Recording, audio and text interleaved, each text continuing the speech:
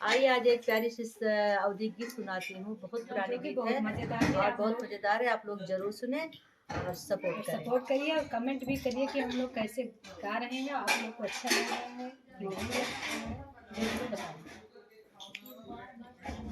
अरे अरे पापा हो दुबेरा माँ तोरी अकेली पुरानी हो मरे में ठाड़ दुल्हे रामा पापा दई बैठावा अरे अरे चाचा हो जय प्रकाश रामा तोरी अकेली पुरानी हो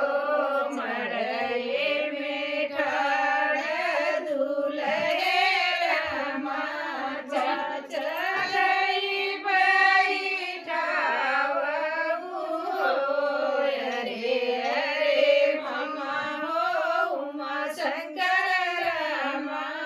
तोरी अकेली मुलानी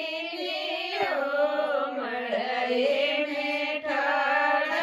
दुल्हे रामा चाचा दई बैठावा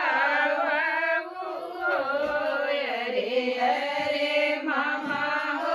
गिरजा शंकर रामा